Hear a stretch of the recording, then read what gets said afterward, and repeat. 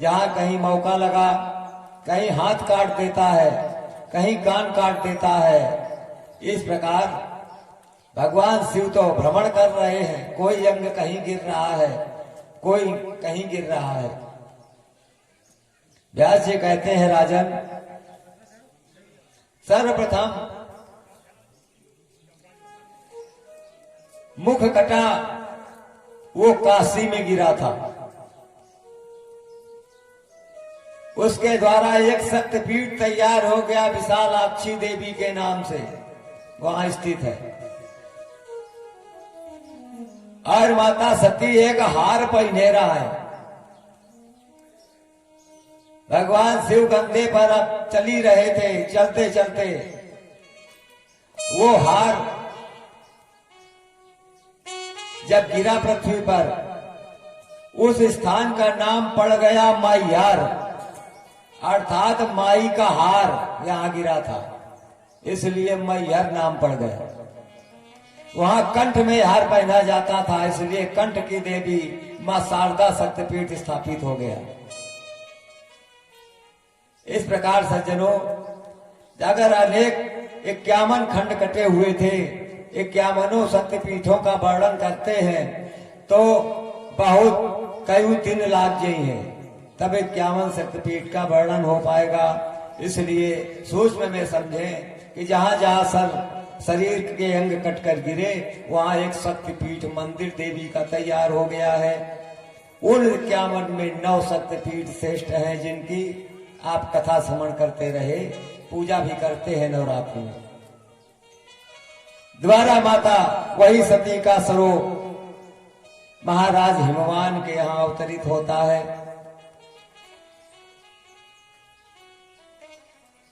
बहु प्रसन्नता थी हिमवान के यहां, जो उनकी पत्नी थी उनको ये आशीर्वाद था।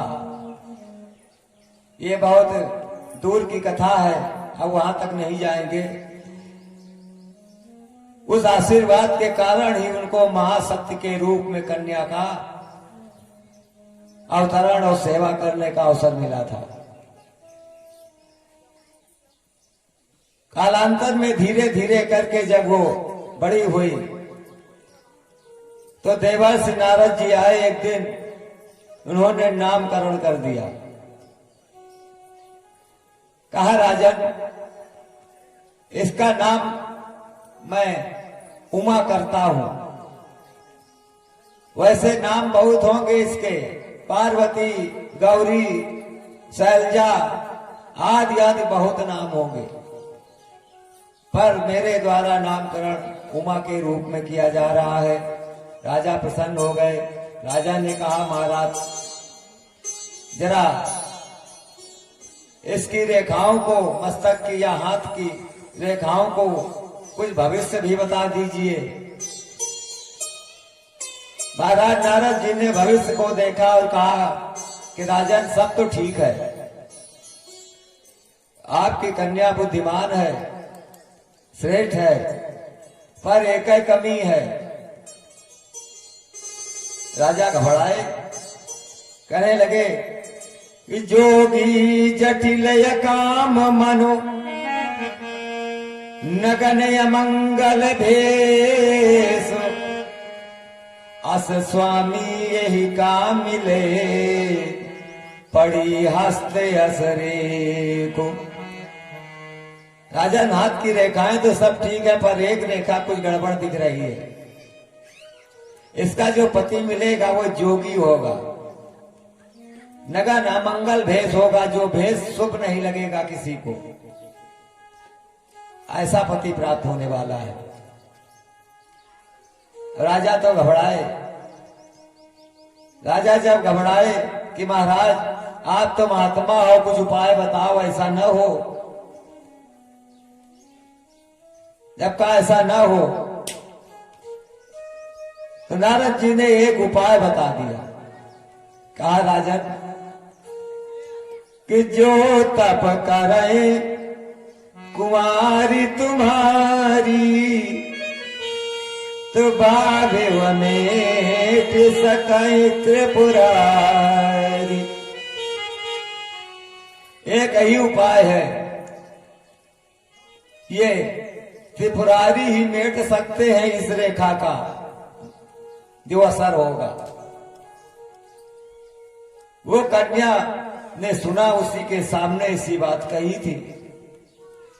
उसी दिन से उसने संकल्प कर लिया कि अब मुझको त्रिपुरारी की पूजा करनी पड़ेगी, क्योंकि वही भाभी मेटेंगे। नारद जी ने ऐसा कहा। उसने फिर पूजन शिव का करना प्रारंभ किया। पूजन जब आप अपने घर में करोगे, उस पूजा का फल 10 गुना मिलत है। और वही पूजा गांव छोड़ के बाहर कहूं मंदिर होए नगर के बाहर, वहां करोगे तो 100 गुना फल मिल जाए। और वह पूजा किसी तीर्थ में जाके करोगे तो 1000 गुना फल मिले। क्षेत्र का महत्व होता है, जगह का। इसलिए उन्होंने विचार किया यहाँ भवन में रहकर पूजा करने से मात्र 10 गुना ही पुण्य मिलने वाला है। इससे शायद भगवान शिव प्रसन्न न हो, इसलिए नगर के बाहर पहुंची और वहां भगवान शिव का सुंदर लिंग मूर्ति स्थापित करके एकांत में पूजन अर्चन प्रारंभ किया है। भगवान शिव जी के लिंग मूर्ति को घर में 12 अंगुल से तक रख सकते हो। अगर 12 अंगुल से बड़ी मूर्ति है, उसको बाहर स्थापित करना पड़ेगा, तो घर के अंदर नहीं रख सकते। ऐसा शिव पुराण में भी लिखा हुआ है। तो उन्होंने घर के बाहर ही पूजन किया। सुंदर मूर्ति बना में पालतू पूजा करें, रोज विसर्जन करें। बालू की मिट्टी की बनाकर पूजा प्रारंभ कर दी। 2 सहचरी सखियां भी उनकी सेवा में लगी रहती थी। उसी सखी के एक सखी का नाम था हरिया। उसने बहुत मदद की थी इनके इस तपस्या में। उसी के नाम से उस व्रत को जिस तारीख को प्रारंभ किया था, उस तारीख के सहित उस सखी का नाम प्रारंभ हो गया। उस दिन से व्रत होने लगा। ये भाद्र मास के शुक्ल तीज को पूजा प्रारंभ की थी और हरिया सखी के साथ में नगर से बाहर निकल गई थी पूजा करने। तो उस दिन जो व्रत हुआ, उसी का नाम पड़ा हरतालिका तीज। तीज का व्रत हरिया से हरतालिका और तीज के दिन से प्रारंभ किया था। यह आशीर्वाद हो गया था कि जो भी माता महिलाएं और ये हरतालिका व्रत की करेंगी पूजा, उनको उनके ही कामनानुसार घर भर पति प्राप्त हो सकता है। आज भी वो पूजन प्रारंभ होता है। उसी दिन से माता पार्वती ने पूजन प्रारंभ किया। बहुत घोर तपस्या जब कर डाली। तपस्या का विषय आप खूब जानते हैं, राम कथा में विधिवत है। काफी दिन जलपान जल पी करके रही। कुछ दिन भोजन बारी बतासा, कुछ दिन कीन कठिन उपवासा। हवा को पी करके कुछ दिन तपस्या करी और कुछ दिन उपवास कर गए, कुछ नहीं लिया। अब आप लोग एक दिन खाली हरतालिका पूजा में जब व्रत धारण करती हो, तो एक दिन पहले, क्योंकि कल व्रत रहना है पूरा दिन, तो एक दिन पहले तमाम सिमाई बना डालती हो कि सिमाई खा ले, इससे प्यास नहीं लगेगी। तब पूजा प्रारंभ होती है आपकी। एक दिन में ही शरीर शिथिल हो जाता है। माता पार्वती ने उनके कुछ समय के गणने नहीं, कितने दिन भोजन नहीं किया। जल, हवा और उपवास के माध्यम से कठिन तपस्या कर डाली थी। उसके अनुसार भोले बाबा प्रसन्न होते हैं। और उधर एक तारकासुर नामक दैत्य उत्पन्न हुआ। उसने वरदान प्राप्त कर लिया था ब्रह्मा से कि अगर हमारी मृत्यु हो तो भगवान शिव के पुत्र के द्वारा हो, क्योंकि उसको यह ज्ञात था कि शिव का सती तो है नहीं, पुत्र इनके कोई है हुए नहीं।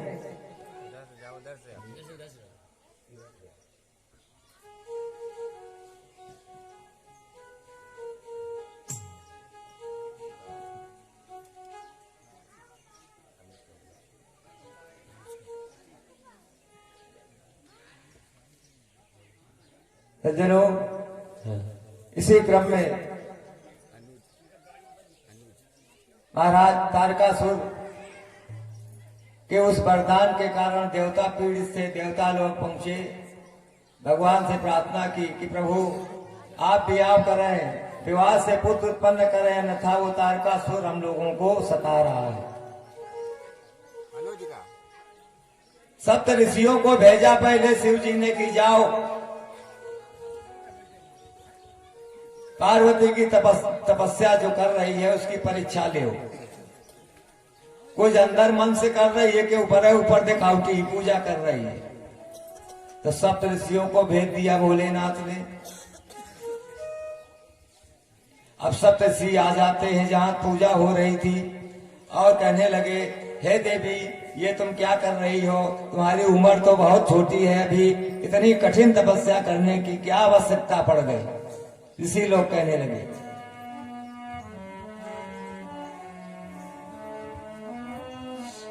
कि सात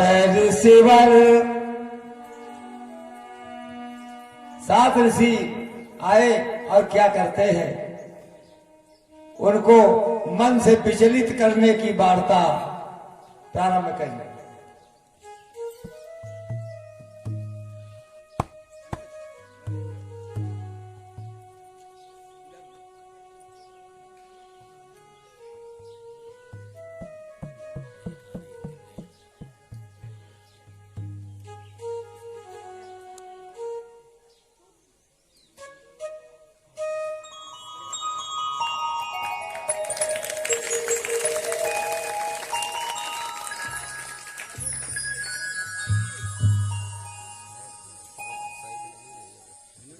सज्जनों, ये बालक बड़ी श्रद्धा के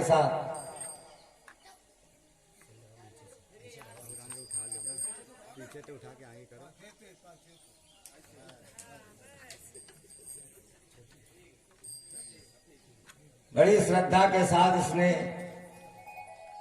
पगड़ी पहनाई है व्यास के मंच पर। और ये साधारण दुकान से नहीं आई, ऑनलाइन मंगाई है उसने।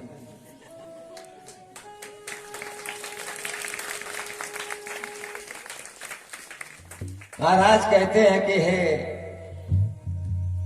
राजन, सातों ऋषि क्या कहने लगे कि सात ऋषि भर बड़े बड़े गौरा मनावे खड़े खड़े। सात ऋषि भर बड़े बड़े गौरा मनावे खड़े खड़े। सात ऋषि भर बड़े बड़े गौरा मनावे खड़े खड़े। सात ऋषि भर बड़े बड़े गौरा मनावे खड़े खड़े।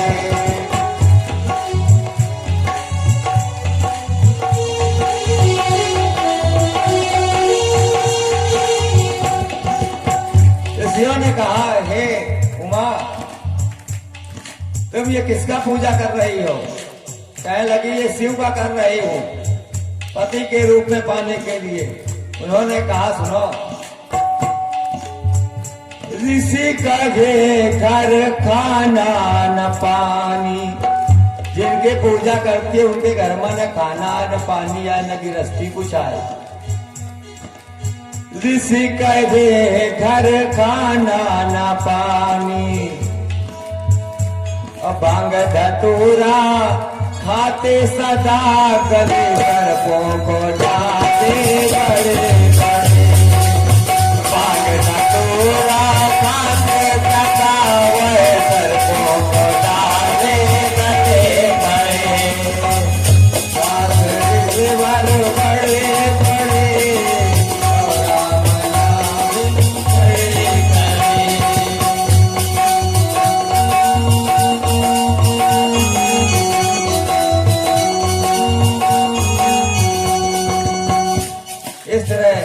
बहुत कुछ उनको समझाया।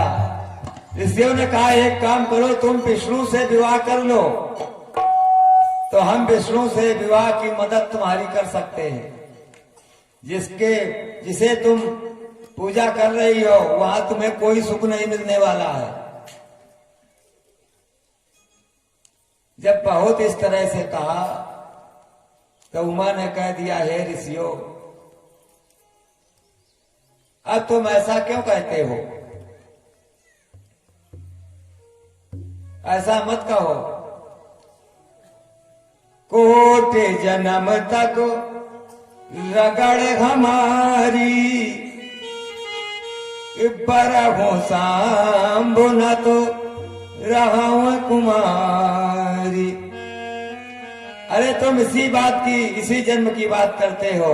हमने तो करोड़ों जन्मों के लिए संकल्प किया है कि विवाह करूंगी तो शाम्भू के साथ, नहीं कुमारी ही रहकर शरीर त्याग दूंगी। तब सब समझ गए ऋषि लोग कि ये तो दृढ़ प्रतिज्ञ है। एक दृढ़ता बहुत मजबूत है, करोड़ों जन्मन तक का सोच के बैठी है। कहने लगे तो ठीक है,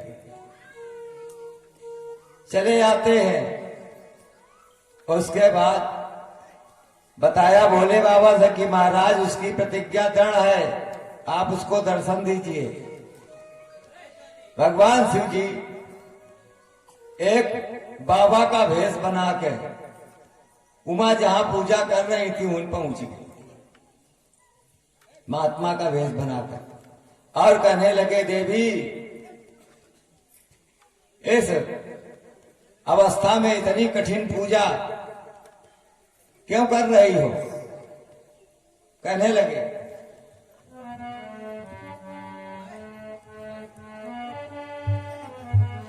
कि आपदा क्या है तुझे पर पड़ी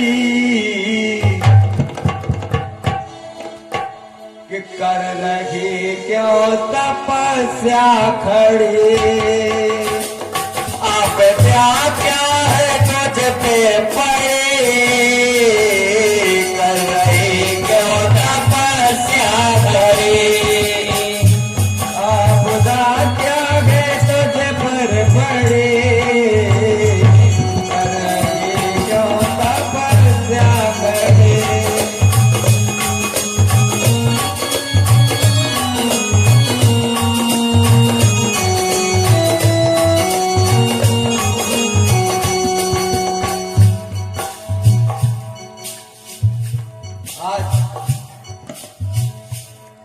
भोलेनाथ संत के भेष नहीं कहने लगे कि ऐसी कौन सी मुसीबत आ गई, इस तपस्या को छोड़ दो, जिद न करो।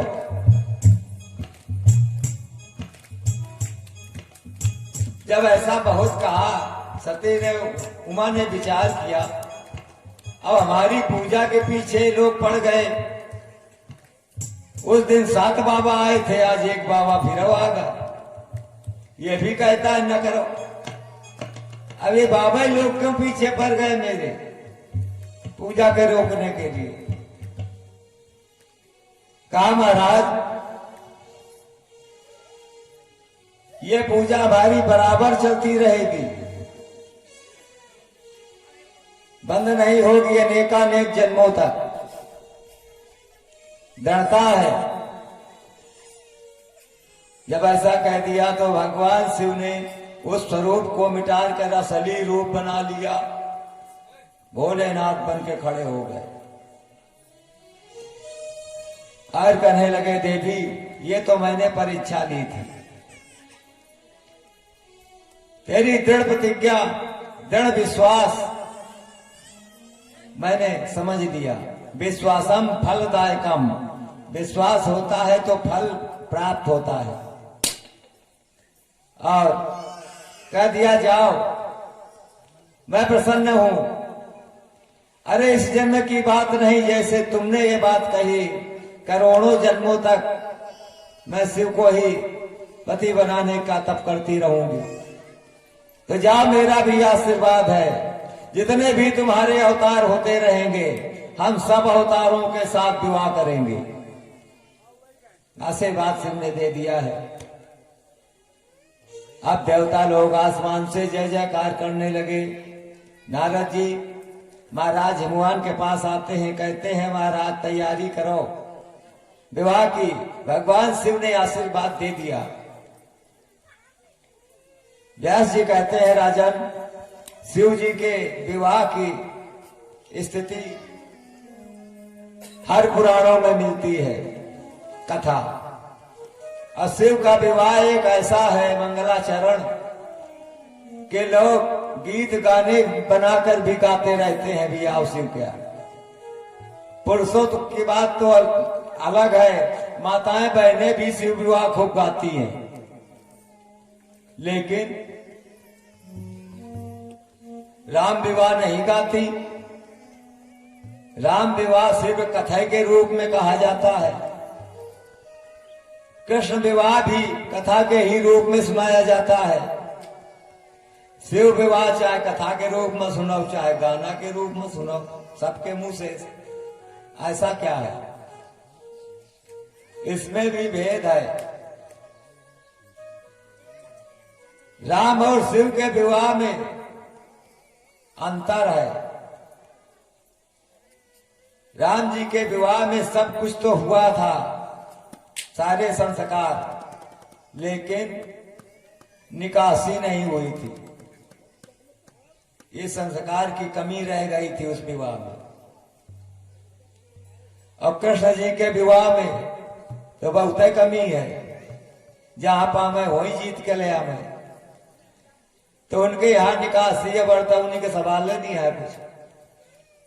सिर्फ शिव जी का ऐसा विवाह हुआ है जिसमें सारे संस्कार विधि विधान के अनुसार हुए हैं। निकासी भी हुई है, द्वारचार भी हुआ है, और उसके बाद विवाह आदि सब हुए हैं, विदाई भी हुई है, बर्तौनी हुआ है।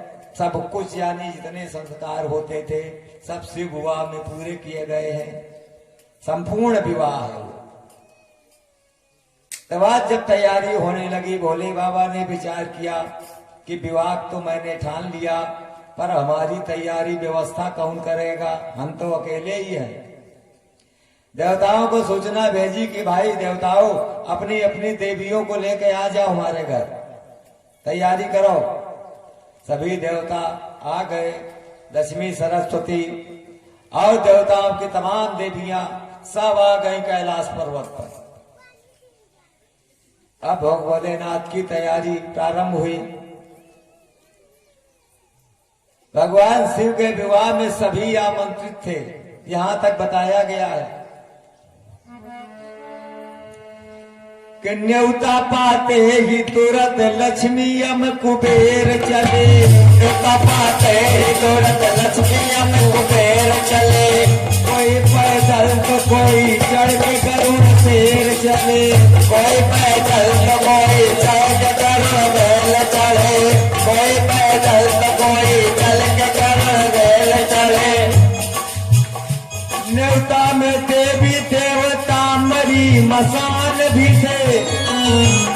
चांदेर सूरज सुख शनिचर नौजवान भी थे।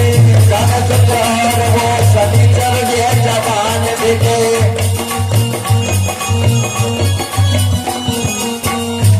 अर्थात सभी निमंत्रण सब जगह पहुंचाया गया था शिव जी का। सब आ रहे थे, धीरे धीरे इकट्ठा हो रहे थे। धीरे धीरे जब सब इकट्ठा हुए तो ये वाह भाई अब तैयारी करो। निश्चित शादी की तिथि हुई तो मन मयूर हर्षाया और ब्रह्मा विष्णु देवों ने मिलकर बारात सजवाया। सब लग गए। अब जानते हैं भोले बाबा का श्रृंगार होने लगा। शिवा ही सामो गण करहि सिंगारा, शिवा ही सामो गण करहि श्रृंगारा, जटा मुकुटे आहि मोर संवारा, जटा मुकुटे आहि मोर संवारा। अर्थात श्रृंगार प्रारंभ हो गया। बाबा लिखते हैं कि शंभू के जो गण है वो श्रृंगार कैसे करते हैं।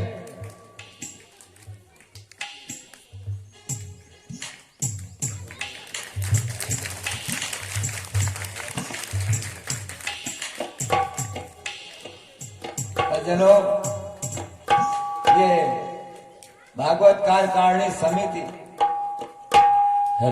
युवा शक्ति संगठन के बच्चों ने बड़े ही उदारता के साथ और हर्ष उल्लास के साथ इस कार्यक्रम को संपन्न किया है। उदारता मन से कहीं भी कोई कमजोरी नहीं होने दी।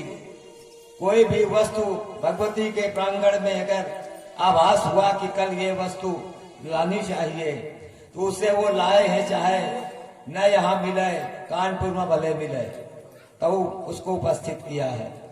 बड़े भाव से, श्रद्धा से जिस नगर में कार्यक्रम संपन्न होता है वहाँ महामाई की कृपा बनी रहती है और उस नगर में भगवती को आने की हमेशा इच्छा बनी रहती है कि वहाँ के सभी भक्त उदार हैं। इसलिए अब थोड़ा कल यज्ञ और भंडारा है।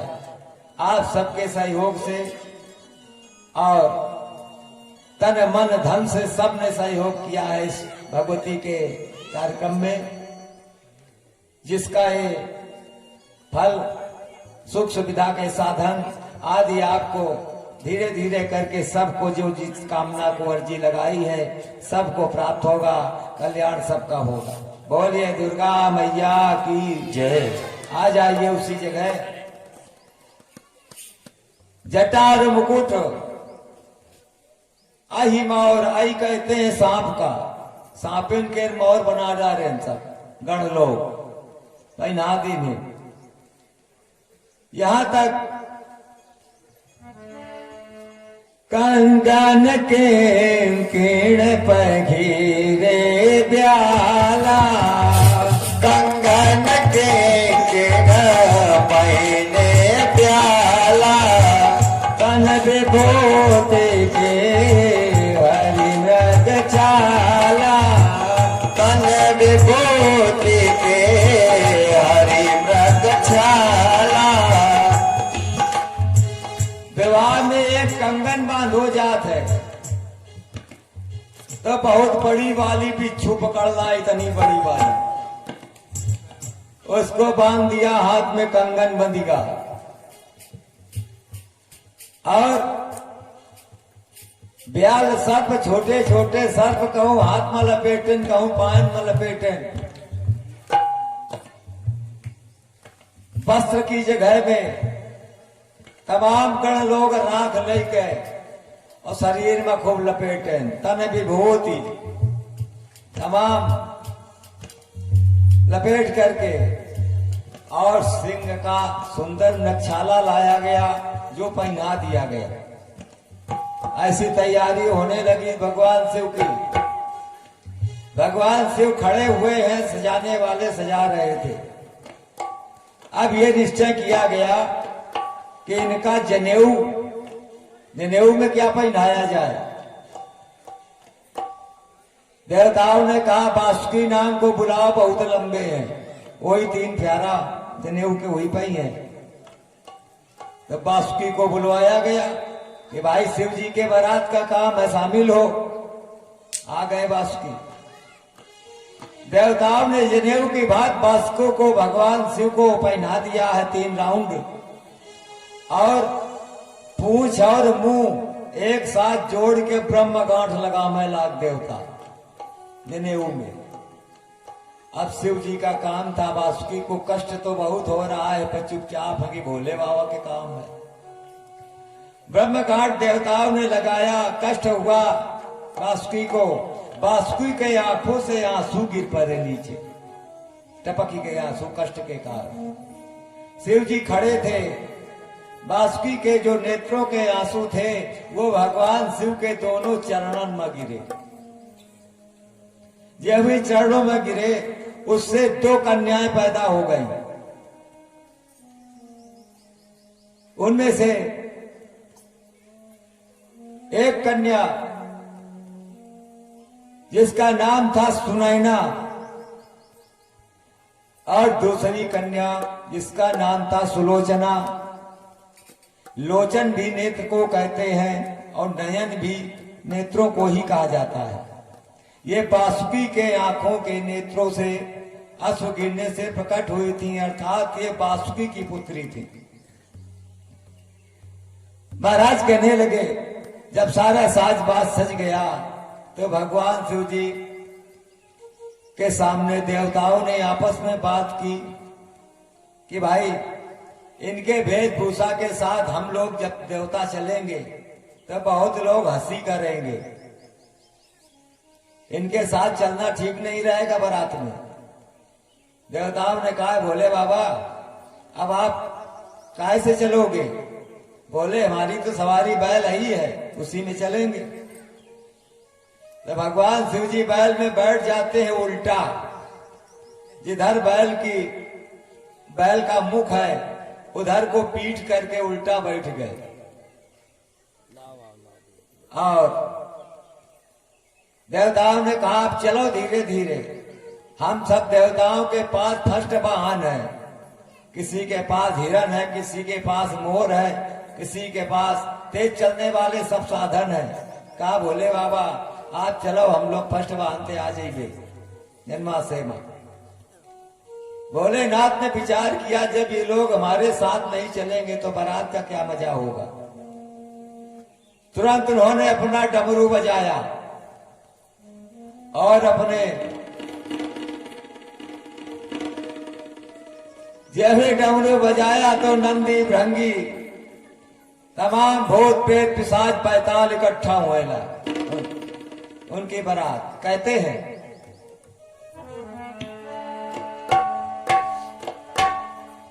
कि नाचे पैताल सारे डमरू के ताल पे, नाचे पैताल सारे डमरू के ताल पे, नाचे पैताल सारे डमरू के ताल पे।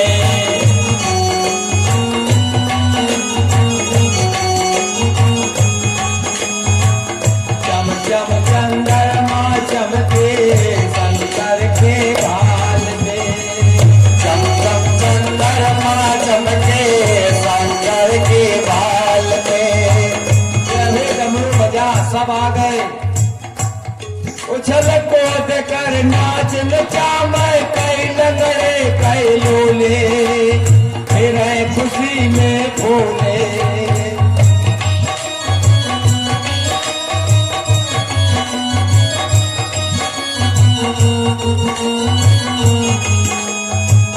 आए भूत बराती बनकर और शंकर जी डोले, सुध बुध अपनी भोले।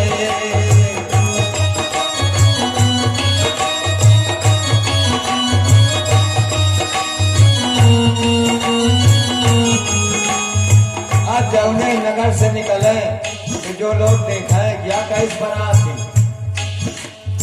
हंसते सब है नर नारी दैत्यों की चाल पे, हंसते हैं नर नारी दैत्यों की चाल पे।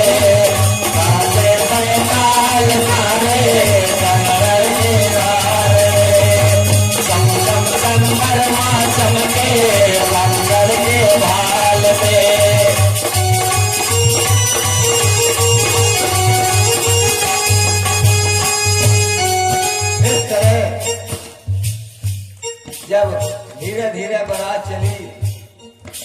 सब नंदी भृंगी भूत पिशाच आपस में उछल कूद करते हुए चल रहे थे। रास्ते में कोई गांव मिले, वो लोग देखें दूर से कि ये कैसी बारात है जो आ रही है। चलते चलते बीच में रास्ते में एक जगह ठहराव किया। अब क्या था, सभी बाराती यहाँ बारात रूहों की देव, तो सब उतर उतर बसते इधर उधर घूमे लागत है। तो सब बाराती अपनी अपनी बारात की तैयारी में चले गए। ऐसी स्थिति हो गई। या व्यास जी ने तो बहुत कुछ लिखा है कि जो गंजा थे सर के, वो लोग पहुंच गए हेयर कटिंग सैलून में, अपन तैयारी करेंगे बारात की। और जिनके पैर टेढ़े मेढ़े थे वही पहुंच गए फुटवियर में, बारात का जूता पहने खाते। ऐसी ऐसी जिनको दिखता नहीं था वो विचार करते हैं लाओ एक बारात का घड़ी खरीद लेंगे। वही घड़ी खरीद रहे हैं जिन्हें दिख नहीं रहा। ऐसी स्थिति भगवान ने बनाई लीला कि जो देखता है उसी को आश्चर्य होता है। कहते हैं आगे जब बारात चली तो नंदी भृंगी से भगवान ने कहा देखो भाई, कायदे से बाजा बजाओ और फिर गाओ, ऐसे उछल कूद करने से नहीं बनेगा। सुनाई तो दे कि बाजा बाज रहे बारात में। तो बजाना शुरू किया। आज भी वो बाजे बजते हैं, नया जमाना हो गया है, लेकिन फिर जो शिव जी के बारात में बाजे बजे थे वो आज भी बजते हैं, वो नहीं खत्म हुए, क्योंकि वो शिव के बारात के बाजे थे। महाराज कहते हैं भगवान शिव की बारात में एक बीन बज रही थी जिससे स्वर निकलता था, गीत बजता था। और झुनझुना बजता था और एक ढोल जो डंडे से बजता है। ये तीनों आजो बज रहे हैं, चाहे इतने बाजा बदल गए हो। ये तीन अब बहू है बैंड में। क्यों? ये उपदेश करने वाले हैं तीनों बाजा, ज्ञान दे वाले हैं। तीनों ज्ञान देते हैं। जब झुनझुना बजता है तो झुनझुना कुछ उपदेश करता है जिसका विवाह होने वाला होता है। झुनझुना बज करके कहता है कि ये जिसका विवाह हो रहा है ये झंझट में फंसा, झंझट में फंसा, ऐसी आवाज झुनझुना करता है। झंझट में फंसा, झंझट में फंसा। आज ब्याह हो जाएगा, सोई झंझट में फंस जाए। तो बीन बजाने वाला जो बजाता है वो बीन की क्या उपदेश करती है? वो कहती है कब तक के लिए, कब तक के लिए, कितने दिन का झंझट में फंसी रहोगे। तो जो डंडा से बाजा था घम, वो कहा था हर दम के लिए, हर दम के लिए, हर दम के लिए। कि झंझट में फंस गया हर दम के लिए। ये तीन बाजा उपदेशक है, इसलिए आजो दिन बैंड में भरती है, ये नहीं कम कीमती। महाराज कहते हैं भोले बाबा ने कहा वही बाजा बजाओ, संसार का उपदेश भी हो। हम एक बार फंसे थे विवाह में, तो शरीर कंधे में रखे दौड़े दौड़े घूम रहे थे। अब देवताओं ने हमको फिर फंसा दिया है उसी चक्कर में। तो उपदेश करें ये बाजे हमारे संसारी लोगों के लिए, उपदेश करते हैं। अब क्या था, बाजे ढंग से बजने लगे कि कुड़ कुड़ झाइयाम, कुड़ कुड़ झाइयाम, कुड़ कुड़ झाइयाम झम। ओ हकला सुना रहा बहरे को बेसुर की सरगम। और सुनो राग गरम, सुनो राग गरम गाऊं मैं गीत मल्हार। सुनो राग गरम, सुनो राग गरम गाऊं मैं गीत मल्हार। सुनो राग गरम, सुनो राग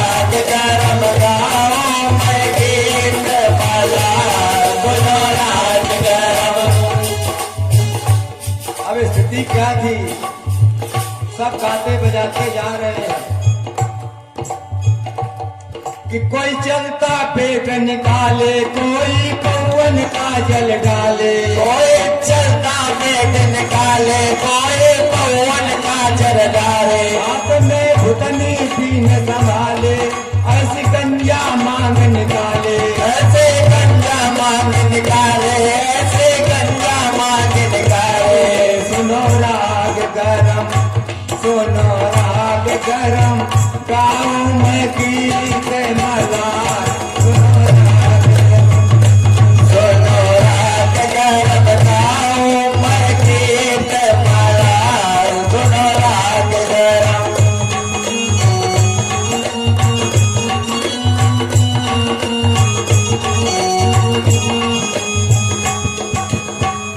जब ऐसे गीत होने लगे, जो हगला है वो गीत गा रहा है, कैसे गा पा रहा होगा।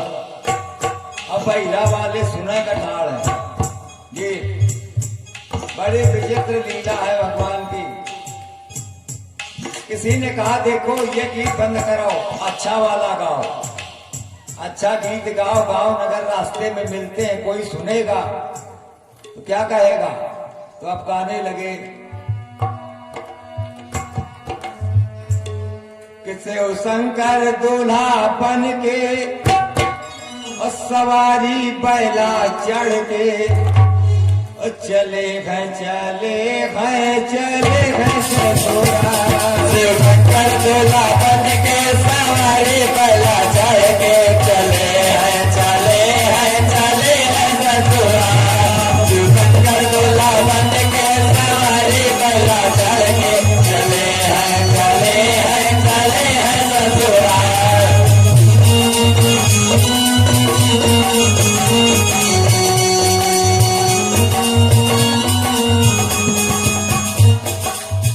साथ में भूत प्रेत योगिनी विराजे, साथ में भूत प्रेत योगिनी विराजे, अंधे लंगड़े लूले सब साथ साजे, अंधे लंगड़े लूले सब साथ साजे, अंधे लंगड़े लूले सब साथ साजे।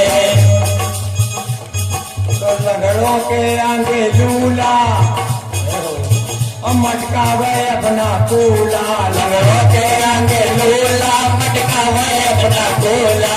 चले हैं चले हैं चले हैं ससुरा।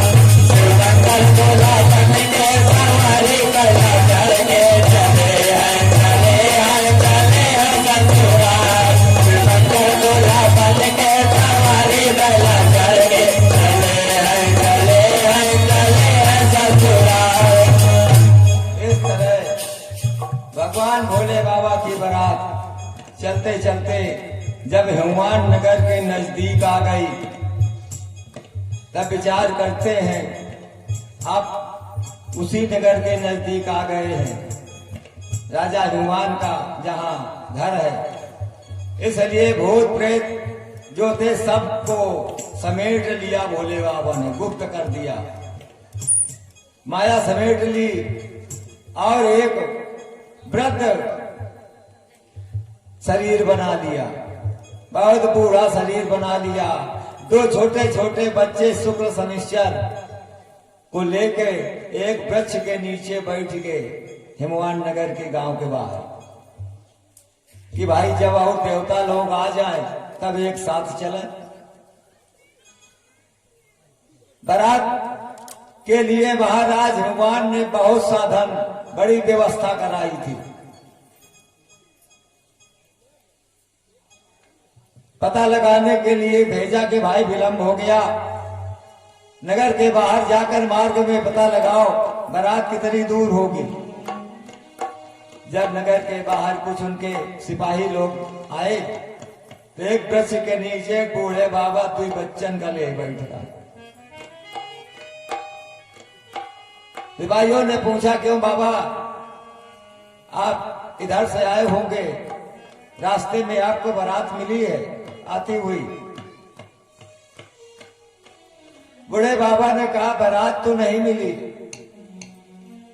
पर हम भी बाराती ही है।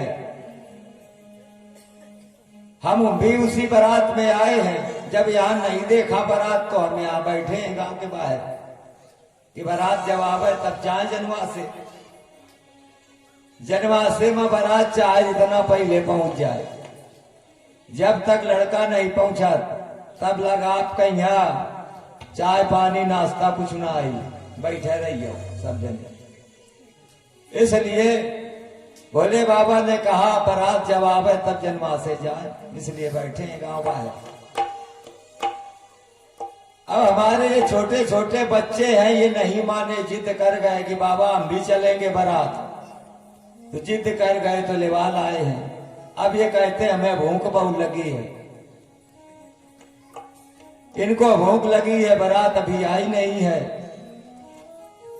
तो अगर आपकी इच्छा हो तो हम बाराती ही हैं, एक बच्चन का भोजन करा दो। भाइयों ने कहा महाराज बारात के लिए तो भोजन महीनों से यहां बन रहा है, अभी मैं लाता हूं। शुक्र शनिचर को जब लेके चलने लगे तो बाबा की तरफ देख के कहते हैं वो दोनों कि बाबा इनका समझा दो कि थोड़े बहुत ना मन फुसला दे, कायदे थे खवा में। बाबा ने कह दिया देखो ये जब तृप्त हो जाए तब इनको लाना। कहा ठीक है। अब लेकर के पहुंच गए। शुक्र शनिश्चर को भोजन दिया गया। महाराज कहते हैं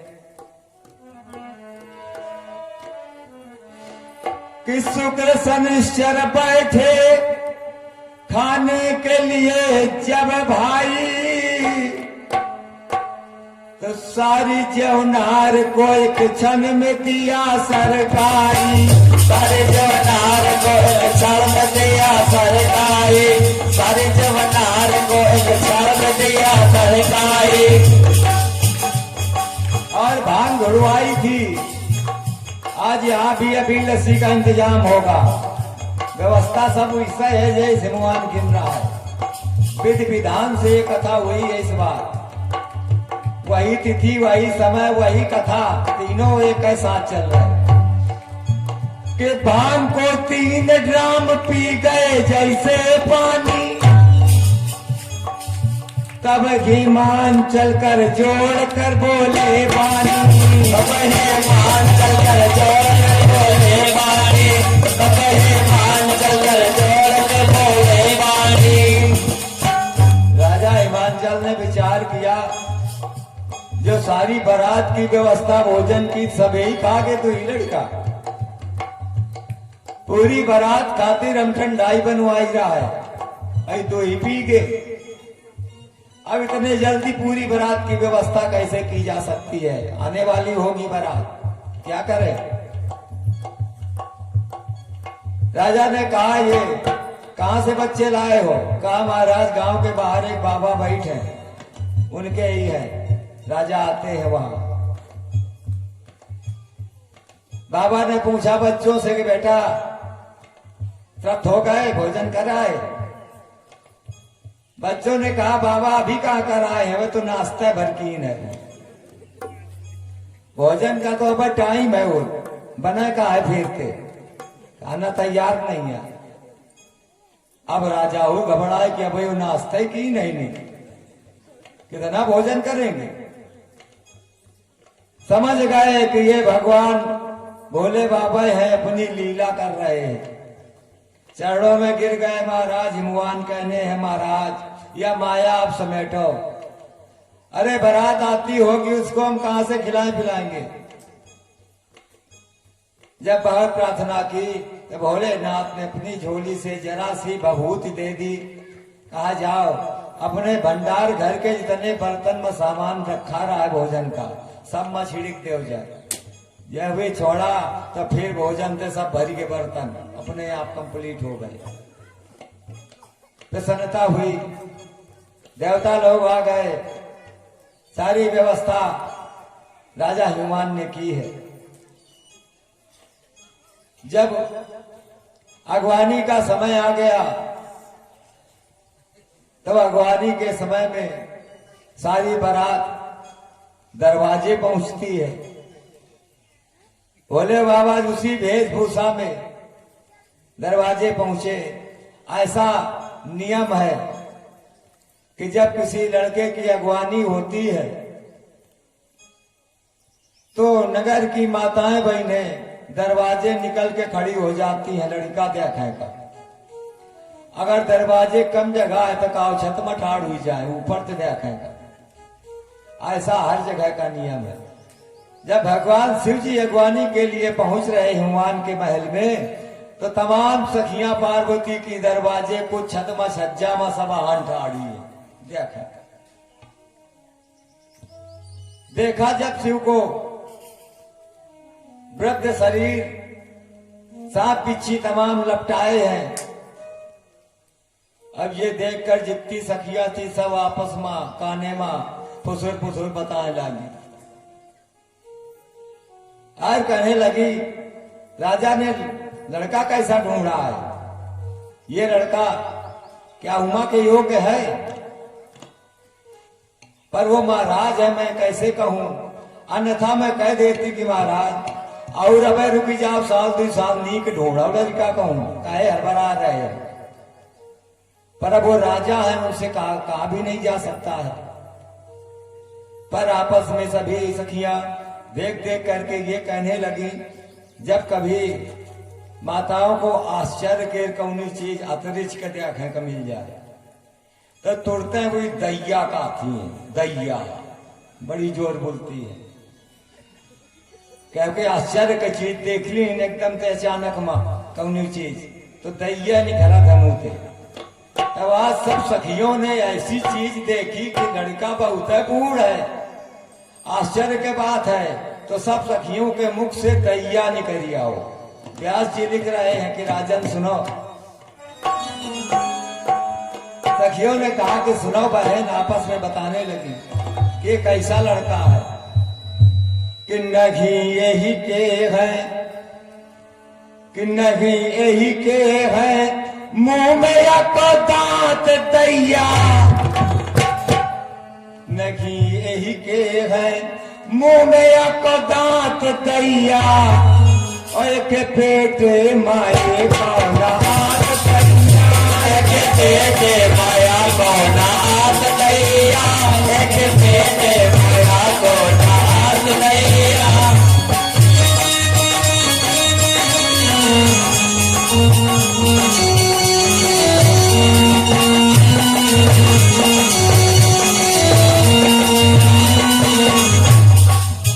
देखो कैस लड़का ढोड़ू है, या तो एक दांतों नहीं है, जर्जर शरीर है, कोई शरीरों में कुछ नहीं है। अब एक सखी ने कहा सुनो सखी, यो तो भैया है जौन कुछ है, और एक मुसीबत पैदा हुई गए। कहने क्या हो गई? कहने लगी सुनो कि है पड़ी रे पड़ी सर मुसीबत पड़ी, है पड़ी रे पड़ी सर मुसीबत पड़ी, कि यो बुढ़ौना तो लागत है पूरा सीढ़ी, यो बुढ़ौना तो लागत है पूरा सीढ़ी। अरे बुढ़ापा में भी आओ करे चलो आओ है तो सीढ़ी तो है। है पड़ी रे पड़ी सर मुसीबत पड़ी, ये बुढ़ौना तो लागत है पूरा सीढ़ी, बुढ़ौना तो लागत है पूरा सीढ़ी। अब बिटिया जाई जो ब्याही तो ये कैसे निभाई, बिटिया जाई तो ब्याही या फिर कैसे निभाई। गले मार डाले है सांप यार को पड़ी, गले मार डाले है सांप और को पड़ी, गले मार डाले है सांप और बड़ी का माला पहने है, कैसे निभाई है उमा अगर ब्याह होगा। एक सखी ने कहा सुनाओ हमारी बात, अरे हम समझ नहीं जैसी ब्याह करती नहीं, मध्य सस्ता करिया है कहूँ सेत में क्या दिया कि मैंने जान लियो, मैंने जान लियो यही की औकात दैया, माया दौड़ा हाथ दैया, माया दौड़ा हाथ दैया, माया दौड़ा हाथ दैया।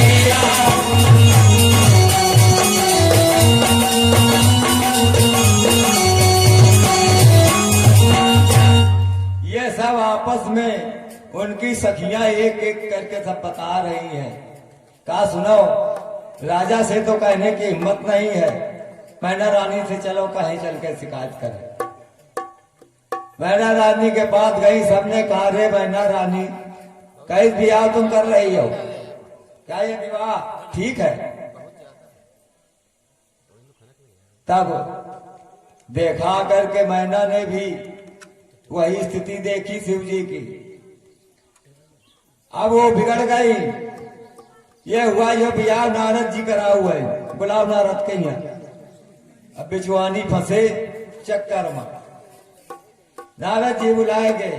मैना ने कहा सुनो, क्या मैंने अपराध किया था तुम्हारा जो इसी जगह फंसा दे बियाह? अगुआ नारद से बोली गौरा की महतारी, अगुआ नारद से बोली है गौरानी, अगुआ नारद से बोली गौरा की महतारी, कि ब्याह हम ना कर गौरा चाहे रहे कुंवारी, प्यार ना कर गौरा रहे चाहे कुंवारी, प्यार ना कर गौरा रहे चाहे कुंवारी। ढोल कर दूसरा पति ब्याह मैं रचाऊंगी, साथ भोले के अब शादी नहीं कराऊंगी, साथ भोले के अब शादी नहीं कराऊंगी, साथ भोले के अब शादी नहीं कराऊंगी। कहा मैं दूसरा पर ढूंढूंगी, अब ये विवाह नहीं होगा। नारद जी का मजे का रपेटन जा।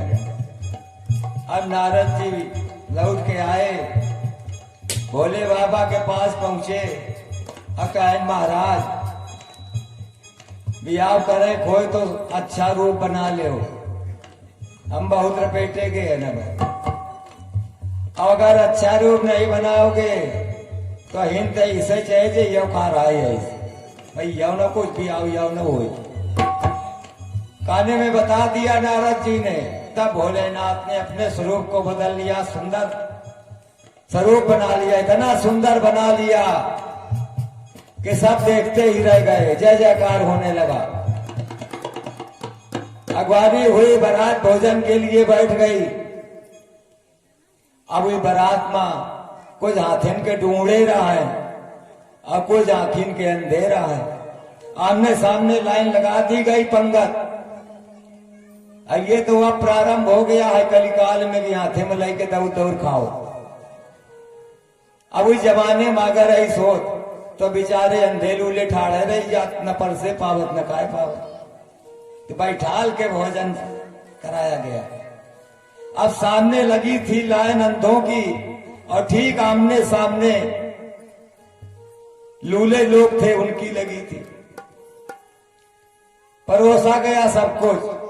बराती जानते हैं हो, अबे भोले बाबा के बराती बहुत हल्ला मचामा कि यार काटे बेहतर है।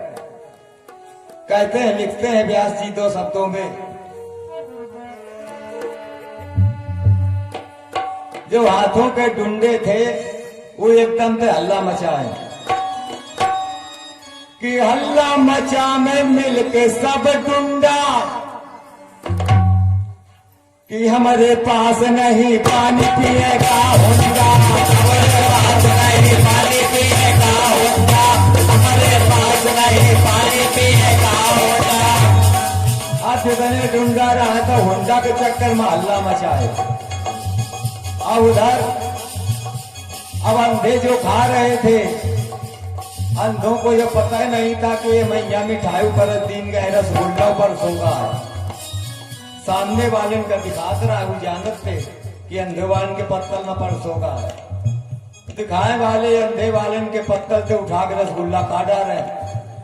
अब बेचारे देखे जने न पावे कि का परसोगा है, सामने वाले खा डाले उठाकर।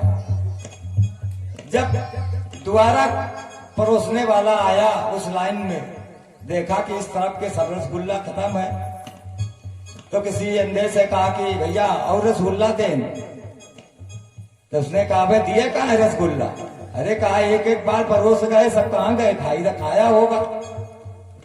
तब समझ गए कि वो सामने वाले डुंडा वाले समझ के खा गए हमारी पत्थर। हमें तो अब पता चला कि रसगुल्ला भी परोसा गया था। तब वो बेचारे सब एकदम से हल्ला मचाए अंधे वाले, जब जाने पाए कि अंधे मचा में सब हल्ला गुल्ला, कि मेरी पत्थर से कौना खाए गयो रसगुल्ला, पत्थर से कौनो खाए गयो रसगुल्ला, हमारी पत्थर से कौनो खाए गयो रसगुल्ला। आज रसगुल्ले का भोग देवी जी लगा वो नहीं के मारे, ये रसगुल्ला की चर्चा आने वाली थी। इस प्रकार बरातियों की लीला होती रही, भगवान के सबको भोजन अर्चन किया है। आगे भी चरण पूजा होनी है, इसलिए मैं इसको 60 रूप में ही वहां तक पहुंच रहे हैं। कथा और विवाह की चर्चा बड़ी विचित्र है, बड़े आनंद की है। फिर कभी समय मिलेगा तब सुनने को प्राप्त होगा।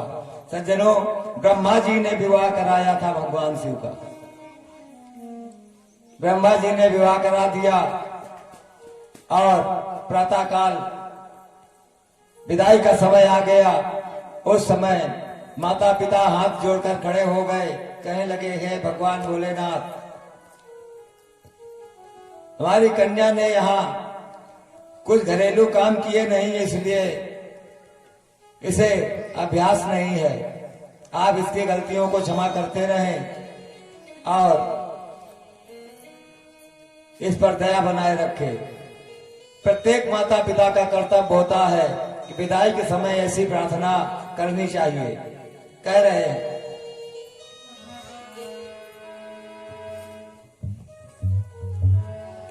कि भोले बाबा भंडारी सुनो बिनती हमारी है, कन्या मेरी ए शिवजी प्राणों से प्यारी है। भोले बाबा भंडारी विनती हमारी है, कन्या मेरी बोले शंकर ये तो प्राणों से प्यारी है।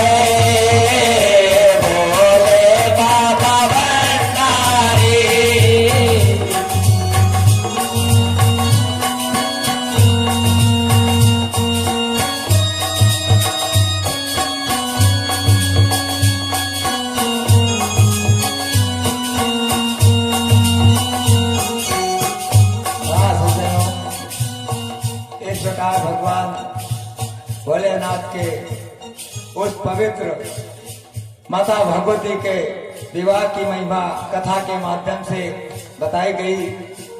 अब वही संस्कार यहाँ भी करने हैं जो महाराज हिमवान ने किए थे।